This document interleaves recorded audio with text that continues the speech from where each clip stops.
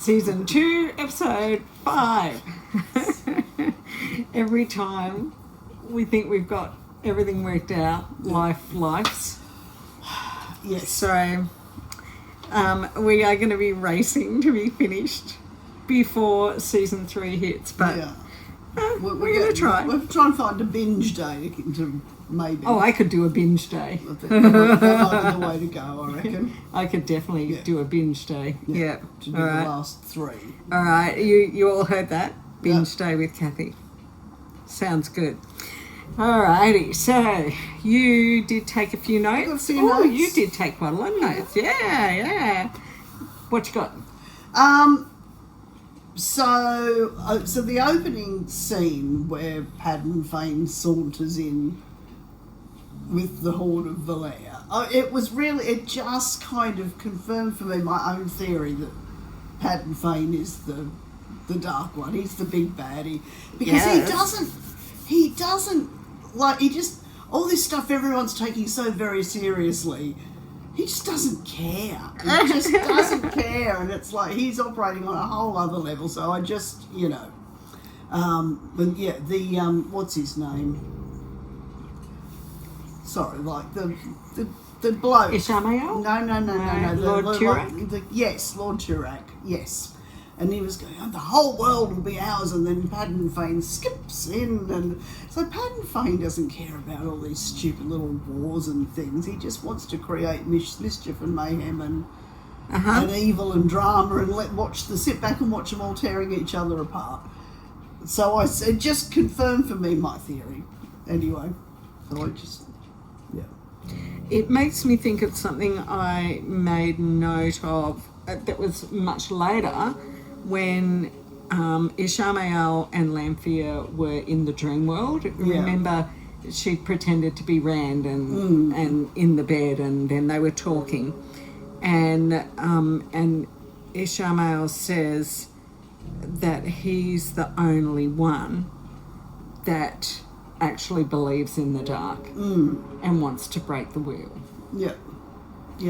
Right. So I thought that was an interesting statement. That so it means so what do the other Forsaken all want? Because we've talked a little bit about Lanfear. She certainly is not on the same kind of level as Ishamael, not power wise, but like they are obviously heading in 2 different directions. Yeah. Yes. Yeah. So yeah, and no one saunters or skips like Padan Fain. I mean, it's just, I don't know. It's just this guy's just operating on a whole other level to everyone else, and all of these things everyone takes so seriously ultimately don't matter to him at all. So yeah. So now I don't know where season 3 is going. Yes. Let alone you don't. I've got more clues, but I don't know. Yeah.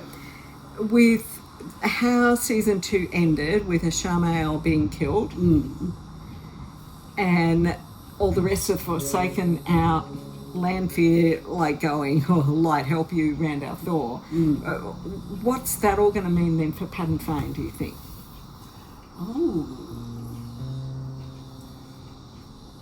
I just think that, as the way I understand this character, is that he will just be there stirring it up as much as he can to create as much trouble for as many people as he possibly can, while finding it all highly amusing. So he'll just be in there, I don't know. So he's like the pot stirrer. He's the absolute pot stirrer. Yes. Absolute pot stirrer. Yes. Oh, that's interesting, because the podcast this morning that I was on, we were one thing was we were kind of trying to figure out just how Padan Fain was going to play out in, because and we were guessing because we haven't seen him yet in anything that they've been releasing, so we don't have any clues as to exactly where he'll be and what he'll be doing. So yeah, we were kind of I mean, I'm talking about some of that. I'm assuming we'll see more of him because over the 2 seasons, I mean, you used to just hear him whistling somewhere. And Oh, yeah, if you were lucky, you got a Yeah. glimpse of him. So we've seen a little bit more and a little bit more. So, Yeah. The fact we haven't seen him yet does not mean that he won't be there, right? They're really good at yes. Oh yes, because he's always doing around. that. They're really good at like showing us things and deliberately making it look one thing and it might be another. Yeah. Yeah. Yeah. Yes, it will be really interesting to see how, because he only had Ishamael and Lanfear, and now there's another 6 out there running around for him to play with. Yeah. Yeah. Yeah. Yes. Cool.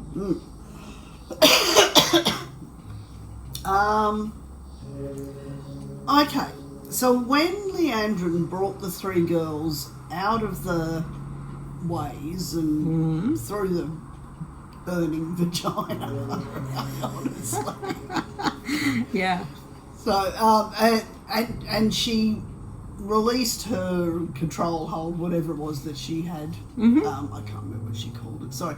I've lost all my language of Wheel of Time because it's been Words so long. are hard. Anyway, you know, she'd got them all bound up in the one power, and then she released, well... So she did have, like, ropes on them, so Right. she had some physical binding on them. But it certainly looked like she woke them up, didn't it? Yes, so she woke them. It did. Well, but my question was, because the camera was really focusing on Nynaeve, really. You couldn't really see what was happening with Egwene, and it looked to me like she woke up Egwene and perhaps Elaine, couldn't see what was happening. So no, she woke up Nynaeve and Elaine. I couldn't see what she was doing with Egwene, and she gave Nynaeve a look, almost a kind of a. She didn't quite wink at her, but it was like a, this is you need to do something kind of a look. To me, it was a look of, there you go, I broke your ropes. It's up to you now. But I did something for you. Yeah. That was how I interpreted that little look. I don't remember noticing that. I particularly noticed it this time, so it's interesting that you say that, because I did particularly notice it. But I couldn't work out whether she had left Egwene in this sleeping state as the kind of offering on purpose, so that they got one of the 3. That was how it seemed to me, but you couldn't really. Well, the way I was looking at it, you couldn't really see that. But why wouldn't Egwene have also run? Well, she still had her hands bound. Right. Egwene and Elaine both still had their hands. How did Elaine? And they both, heart channeled. And because part of the feeling on that I got was that Ishamael was expecting 2 to be delivered. So because she delivered 3, she was kind of like, okay, Nynaeve, okay. I'll give you a chance to escape. Right. But she couldn't. She couldn't do too much because, like, Ishamael's going to blame her. But if one got away, well, she still delivered 2 not necessarily to them. The 2 that he wanted, but exactly. That's how I have been kind of putting it together. But why did she do that? If she's supposedly sold herself to the dark, and I mean, was it a little bit of conscience? Was it because Nynaeve had shown her compassion around her son, maybe, or something? Okay, so if you think about the conversation directly before that between Leandrin and Suroth, and Leandrin was like, this is totally disgusting what you're doing. What you do to these so women, I really got the feeling that she had really hoped to actually bring Nynaeve over to the dark. She would have rather had converted Nynaeve to be a Black Archer and worked with her. Okay. And I think that, you know, she was ticked off because Ishamael didn't meet her. He sent Suroth, right? Because she was like, I was expecting. Yeah. And Suroth, of course, you know, that, you know, they hate each other. Nynaeve and Leandrin and Suroth hate each other. And so I got the feeling that Leandrin, you know, was having a bit of a raw reaction. Right, okay. To having seen Suroth, she sees O'Damani and they're collared. She knows what's going to be done. She really hoped to convince Nynaeve. Yeah. She'd brought him 3, only had to bring him 2, and she just had that moment. Right. Because it really felt like it was not decided on in advance. It really sounded like she did. They were you kneel to me, walked back to the gate, and then just looked down and went, there you go. Yes, it was. Maybe she hoped that Nynaeve would kill Suroth. Right. Yes. Even if they caught the other 2. Yeah. Suroth got killed, you know, Right. sucked in you, So I think there was a bit of that kind of going on. Yeah. Because remember, that's not exactly the way it happened in the book. It's all happened in the book, but not quite exactly that way. So, that's... Yeah.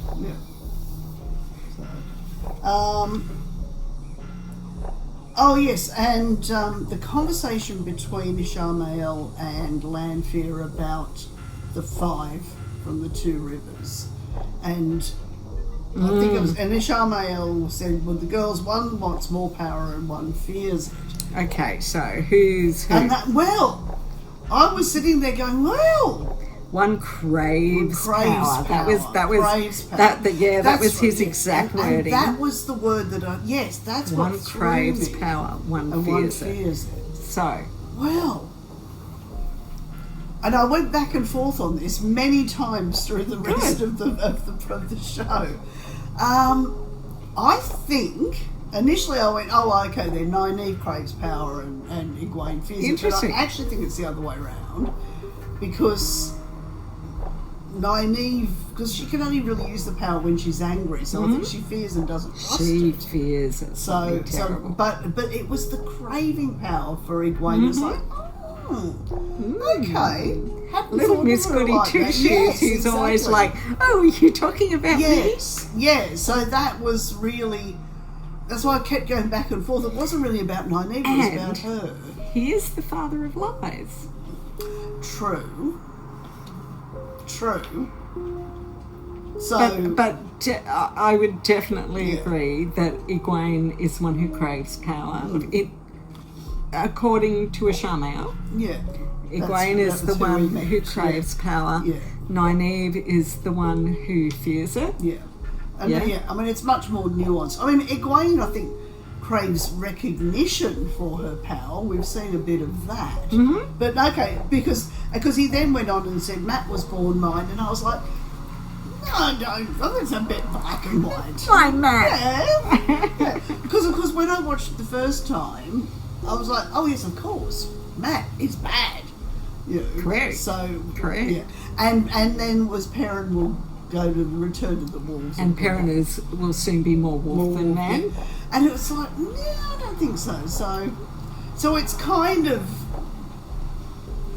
it's not true, but there are elements of reality in there in what he's saying. But I just thought that it was the craving power. I'd never really thought of Egwene in that way, and it's interesting. And I guess in light of what we then see her do in the coming episodes, it's using her power. It's interesting. Anyway, so those were the things that I wrote. I love it. I love it. Even though I wrote 2 pages, I write bigger and So, at the very first scene, the opening scene, we've got Lanfear on the floor, throat cut open. Did you notice anything weird happening with her eyes just before she puts herself back together. I remember noticing something, but I can't remember what, because I remember the camera kind of went in on her eyes and then back out to what was happening in her neck. But I can't actually remember. There was something in her eyes? I don't know, something. Something. I don't know. Yeah. And then when she starts like healing herself, it looked very different because all the black cables like were coming out of the floor and connecting to her, and then so none of that looked like anything that we've seen before, did it?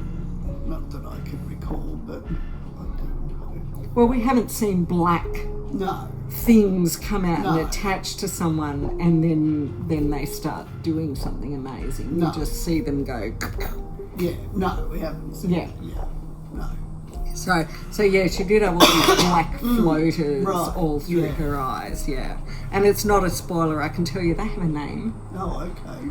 Sa. Yeah. Okay. Yeah, and that was just a huge thing for book readers. We were like, the Sa in her eyes. Yeah, Right. but it just, and that's all. I just wondered if you noticed it. I'm not going to say anything more about it, but it is worth just noticing because I don't know what they're going to do in season 3. Because the black kind of reminded me of what happened in that abandoned town back in season 1 that they ended up in. And the black Shadow Logoth. Where Matt went and took the where the dagger came from. Yeah. And that black, it kind of reminded me Mashadar. of that. So I'll take your word for it. Oh, right. Anyway, that was what it reminded me of, but maybe it's a different thing entirely. But anyway, Yeah, it is a different thing entirely, but it's, I mean, with the knowledge you've got, thinking of something like that is perfectly logical. Yeah. So Rand and Moraine were talking about that when she told Rand that Ashamael was not the Dark One, he was the lieutenant, and that he was in charge of the rest of the Forsaken, and that he had let Lamphere out, and Rand said, has he let the others out? And Moraine said, if Ishamael releases them all, we have no hope of winning the last battle. Yeah. So my question is, he has now released them all, not as of this episode, but we're on a rewatch, so it's okay. Everyone should have watched all the season episodes by now. So in the last episode, he has released them all. So does that mean there's going to be no hope? No, because Moraine's very unreliable, makes bad choices, shows little wisdom or insight most of the time. So no, I noticed that and I went, just Rand, that was a silly question. Don't listen to her. But it just kind of struck me, and sometimes I'll write these things down because they will strike me a bit more than what I thought of before, and I thought, that's interesting when you're doing a rewatch and now you know they are released, that you hear her saying, if they were all out, it's all over, Red Rover. So she's just I mean, let's be fair. Even the Aes Sedai did not have reliable information because the world broke, everything was destroyed, and that So to be fair, so my next one is when Perrin's got to Artuan's Mill. He's gone back to Artuan's Mill. He is talking with, do you remember the White Cloak's name that he talks with? Dane? Yes. I can't remember his Dane surname. Bornhold. Right. Yeah. So we had met Dane's father previously. Yes. And Perrin's asking about Avienda. And why is she in the cage? And Dane says to him that don't worry about her. She's past being helped now. So do you know what did that mean? No, I don't know. Because actually. before that he said she's just a woman who was in the wrong town at the wrong time. And then he says, but she's past being helped now. I don't think I was paying much attention because I knew that she gets out. So no, I don't know what he meant by that at all. No. So I figured what he meant by that was because she had, like, it had taken, 15 of them to capture her, and then she'd pretty much broken Valda's arm. Yeah. Okay, so right. she's... So if they had just captured her and, you know, she'd been easy to capture, it might have been one thing. Yeah. But it's like you might imagine Perrin's in the shit with White Cloaks now because he's killed Dane's father. Yeah. Right, at the end. Yeah.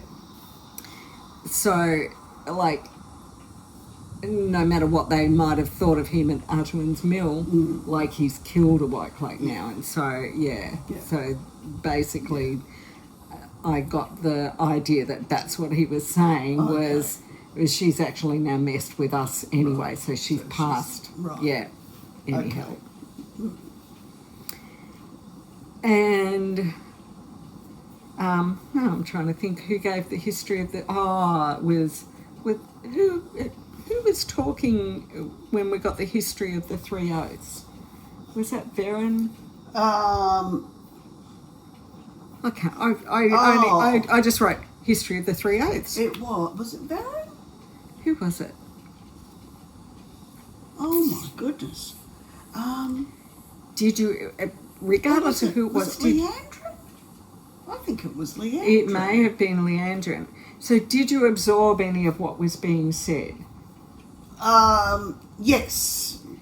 So the men...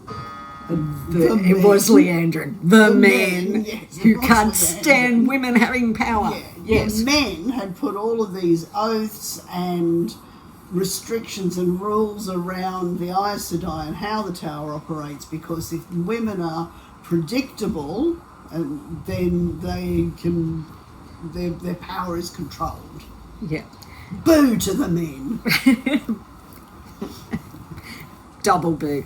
So, what I found really interesting about hearing that this time was related to the conversations that you and I have had about the Three O's and how, you know, how hopeless they are, etc. Does that help you a little bit to understand that basically, in order for the Aes Sedai after the breaking to be able to get into a position of power, they were kind of boxed into this corner. Yes, and they had to compromise. Of taking these three oaths. Yes. So it wasn't a matter of, hey, this would be a really good idea, let's bind ourselves. So they've told us not quite the whole story yet, you know, and that is still going to be unfolded because they didn't name who it was. Right. But I thought that that was really good. I didn't remember they gave us quite as much information as that. So it's something I really like about our talks. Because when I talk to people who've read the books, we talk on a different level. But when I'm talking with you, I'm discovering things about what the show is telling us because I get to, you know, step back out of a certain amount of book knowledge. So,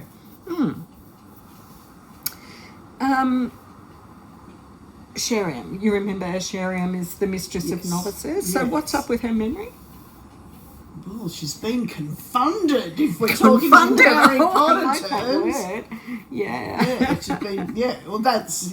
She's been compulsed. Because as she was saying all this stuff, I was thinking, but how, this is not just bending the truth. This is out and out not true. But if she's been controlled and that's what she genuinely thinks has happened, then she's telling the truth as she understands it. So, Correct.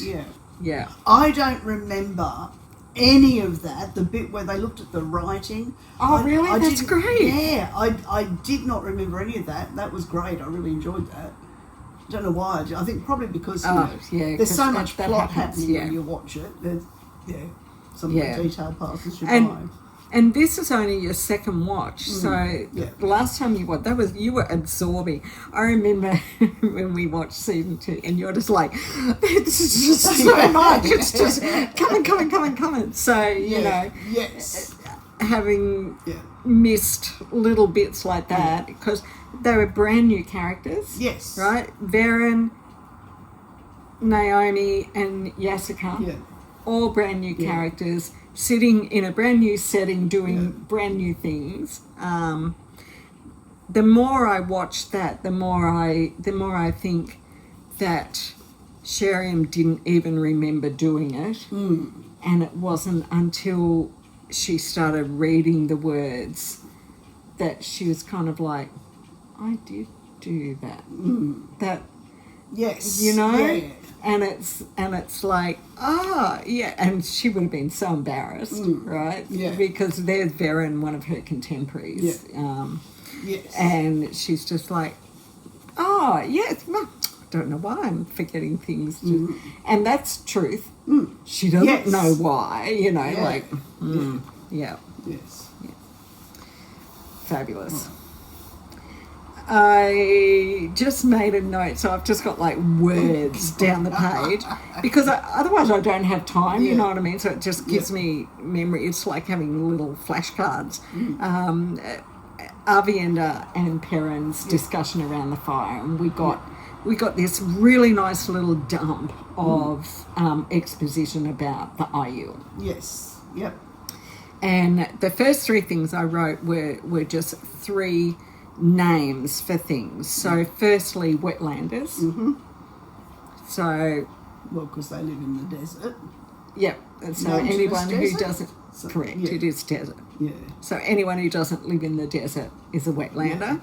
And somehow or other it makes it sound like a real insult. And yes. I mean, it's clearly meant to be an insult, but I was trying to work out why. But it just is. It works as if it's an insult. Yeah. Definitely.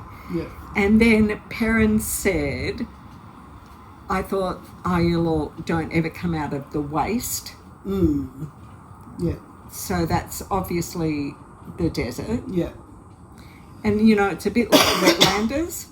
It's like she was, like, scoffed at him, like, you know, because it was offensive for her home to be called the waste. Right. Yeah. Right? Yep. And so do you remember the name that the Aiel have for the waste? No, because she used a whole heap of terms. No, yep, so the threefold land. Right. Right.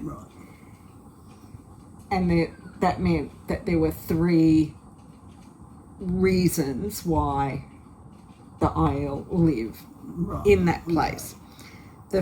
Or there's 3 reasons that they call it the threefold land. One is that it is a testing ground. Okay.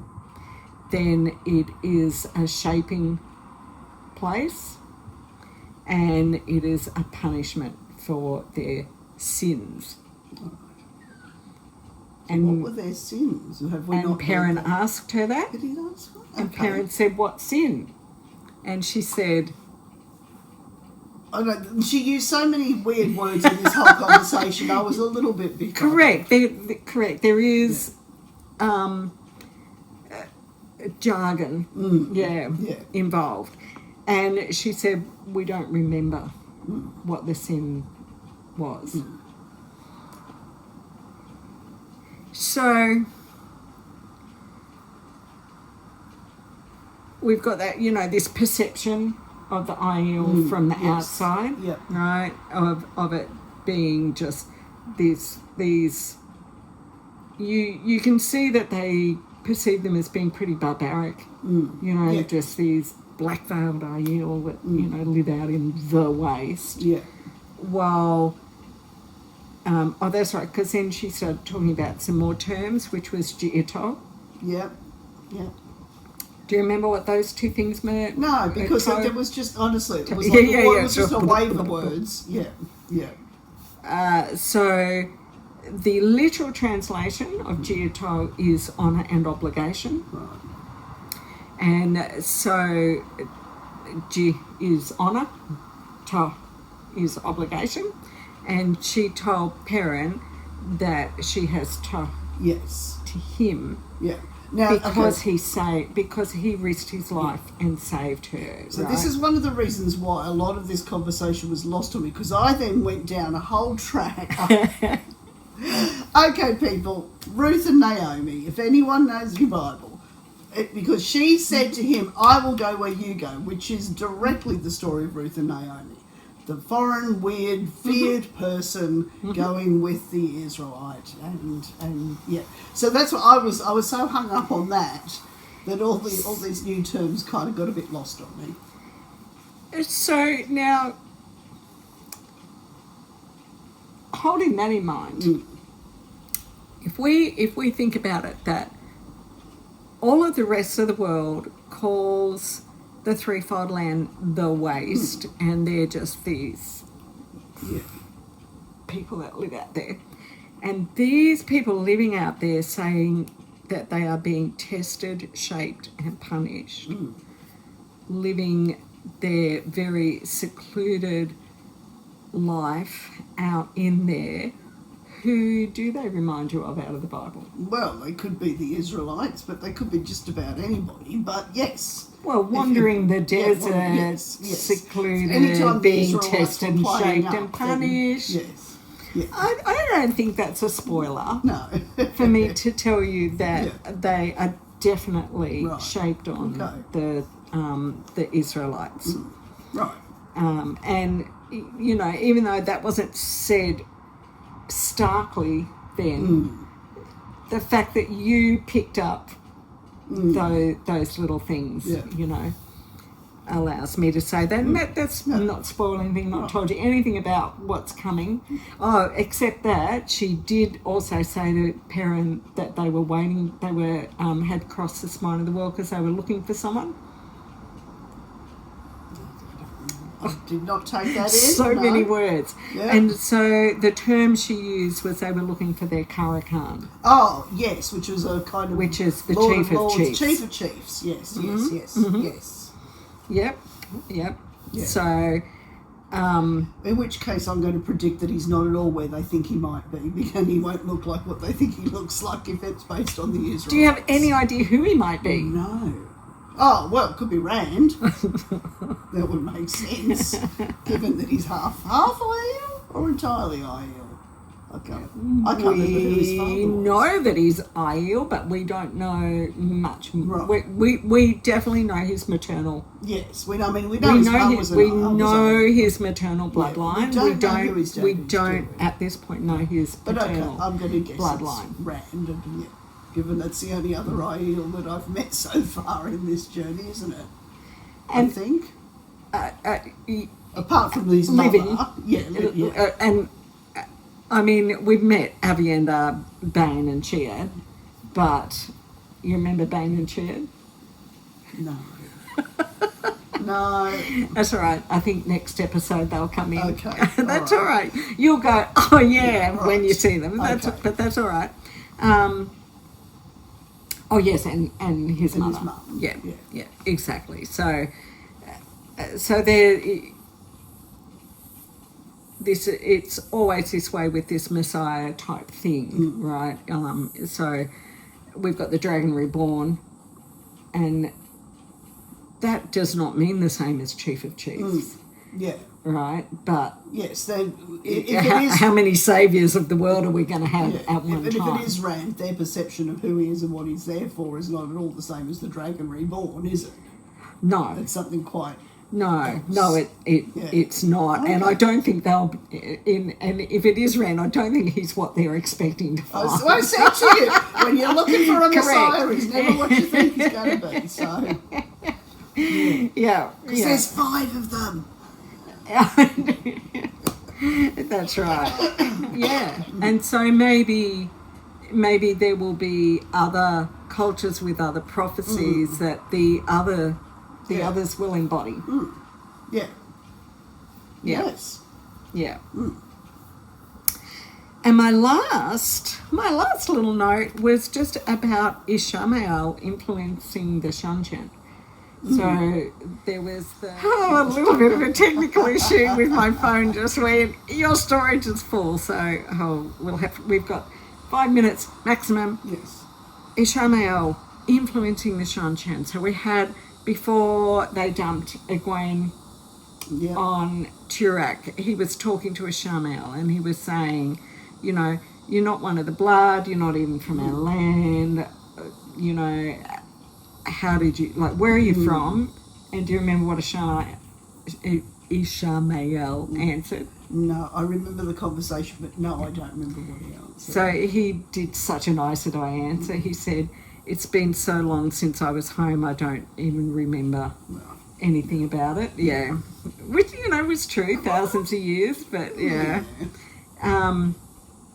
And so, yeah, he was like kind of basically saying, like, who the hell are you to come and do this? And so, like, yeah, just what are your thoughts about Ishmael and the Shanchen and all of what's going on? What was going through my mind in that scene was flicking back to the very start of the episode, really, which is, like, I felt like Lord Turak? It is Turak. I keep thinking it can't be Turak, that's the name of a suburb in Melbourne, but yes, so Lord Turak Road. Yeah. So Lord Turak he came across to me as quite weak and ineffectual in that scene. It's like he's asking all these questions, but he's just kind of completely missing the point of what's going on. And, you know, if you're the great High Lord, you should have better insight. I mean, I don't know. It just, I just kept thinking, you're asking all these questions and, mate, you're doomed. So, yeah, and because we know what happens to him well, next. I can't remember. I can't remember. I remember only the big headlines of what's coming in the next few episodes. Great. So that's good. Yeah, that's good. I don't remember what happens with the Aiel. I don't remember what happens with him. Yeah. Okay. But he just... Yeah. So it just felt to me like... Yeah. He just seemed weak and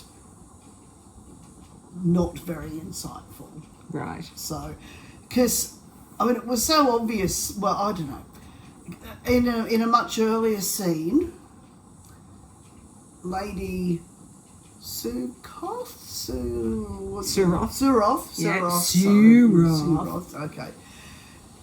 When Lord Turak was asking her, telling her to do something, I can't remember what it was, and she turned to Ishmael to get approval, and it's like, mate, address and this he now. saw that. I mean, it was obvious. And I felt that that's why he had pulled Ishmael to him and was saying, who the fuck are you? Yeah. Like, but it was like, why didn't you would address it then if you actually were exercising your authority properly? Well, the way he addressed it is he took her nails off and said, well, yes, that's it. But You're he didn't. You're not. But it's very obvious from that interaction that she's not the one with the power. So he's taken the power that Ishmael actually has. So it was, I don't know, the whole... Except that if she's not in a position of power, he's no longer got a person in power to pull strings on. Yeah. Well... You know? Yes, yeah. But anyway. And he might have had the feeling that he isn't up to directly confronting. Right. But it just kind of, it just kind of reinforced for me that these people really don't really get what's going on, and they're so wrapped up in their lust for power, and they're missing. But they couldn't the believe point. that no one knew who they were. Yeah. Remember, they're like, you haven't been waiting for us? Yeah. It's only been 1,000 years. Yeah, yes. So they're quite deluded. Yeah. Yeah. And I'm watching this time clocking down, and I'm worried that we're going to lose it again. All right. So, yes. So we're going to binge Yeah. Yeah, we're going to do Yeah, a binge. we're going to binge. Yeah. All right. And then we have Delicious Season 3. Yes, So exciting. it is. Yes. Next time. Yay. All right. Good. Oh, and for our meal, I did a French theme to go with Korean. So we had a mushroom and chestnut bourguignon served over mashed potatoes and pumpkins with a slivered almond fresh green beans.